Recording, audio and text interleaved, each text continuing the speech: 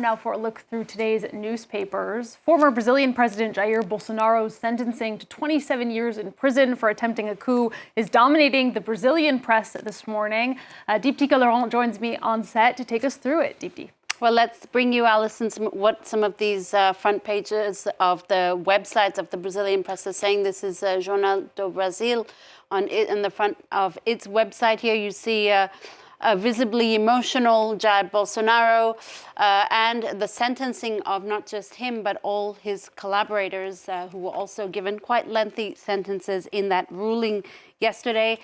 Like this newspaper, Folha de São Paulo, another one is also headlining on his sentence, just over 27 years in prison for that attempted coup in 2022. Here you have a picture of Jair Bolsonaro, head down, arms crossed, looking once again quite despairing or desolate rather, on the front of Folha de São Paulo's website. And in its editorial today, Folha de São Paulo talks about, gives us their opinion of the sentencing. The editorial team saying that the conviction of all the defendants was fair, but that the sentencing was excessively lengthy. There's no need to rejoice at the outcome of this trial, the paper adds, especially when a regime to defend itself from tyranny has to resort to drastic measures like the imprisonment of its political and military leaders.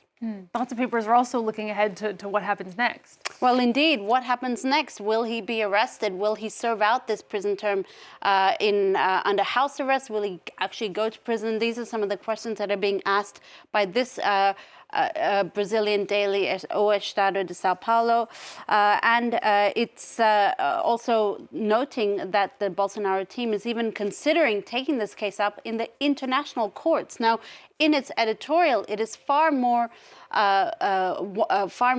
direct in how it feels about this ruling. Unlike Folha de São Paulo, the editors of this paper hail the Supreme Court ruling, which breaks, it says, with the nefarious tradition of leniency. They call the sentencing a, quote, great honor for Brazil and Brazilian democracy, which has passed its greatest test since the end of the military dictatorship. Bolsonaro's conviction is a culmination of a public life, or his public life, dedicated to insurrection, violence, lies, and disrespect for institutions. It'll be interesting to see how reactions continue to unfold in the coming days. Moving on now, Deepti, British Prime Minister Keir Starmer is facing questioning after the sacking of his ambassador to the U.S., Peter Mandelson. Yeah, absolutely. Finally, the sacking, you might add, because this controversy seems to have been developing for some days now. Lord Peter Mandelson was sacked on Thursday after days of revelations about his close relationship with the late convicted pedophile Jeffrey Epstein. Now, Mandelson was sacked after the British Foreign Office uncovered letters between Mandelson and Epstein, which showed that the former appeared to believe Epstein was wrongly convicted of child sex offenses and that he encouraged Epstein to seek early release from prison. Of course, allegedly, these are according to the letters. As you can see, Mandelson dominating the British press today. The Guardian, the Telegraph, the Times, Financial Times also talking about that. The Times choosing to headline on Mandelson defending himself, saying that he was clear about links to Epstein. Now, the problem is for British Prime Minister Sir Keir Starmer, he now faces a lot of questions about how much of the scandal he knew before appointing Mandelson to that position of ambassador to the U.S.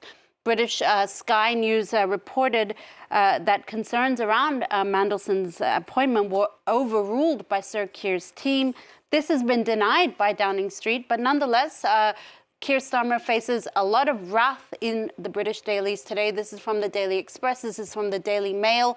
A weak Starmer, Daily Express says. Starmer ignored a string of warnings. That's what the Daily Mail says. And in the pages of The Guardian today, the editors here call it a parable of short-sighted foreign policy, saying that any association with Jeffrey Epstein was obviously toxic. And it says it reflects poorly on Keir Starmer's judgment that he didn't anticipate that this would happen.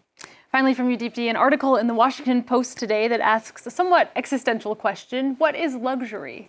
Well, we talked about this before, Alison. Probably for you and I, we'll be sleeping in a little bit more, right? The Post put this to dozens of people working in the fashion industry, and you get a whole range of responses. Some are rather predictable, you know, a cashmere sweater in winter or a summer dip in the sea.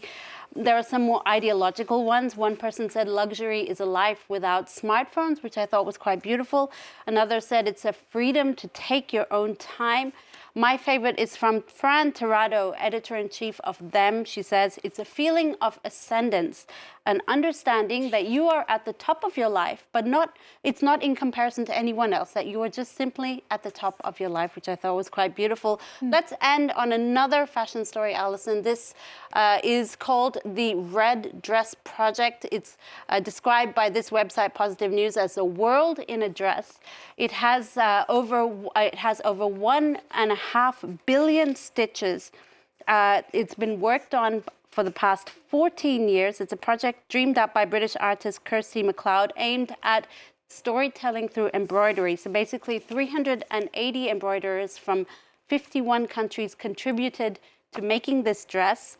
It's set to be recognized by the Guinness World Records next year as the largest collaborative embroidery project. Men, women, non-binary people participated, as well as female refugees from Palestine, Syria, Ukraine, for example, survivors of war in Kosovo, Bosnia, and Rwanda, impoverished people across the world. It's a collaborative effort to create this beautiful, beautiful red silk dress that you see here, Alison. The world in a dress, I like exactly. That. Certainly luxurious as well. Deepti, thank you so much for that look through today's papers. That's our press reviewer, Deeptika Laurent.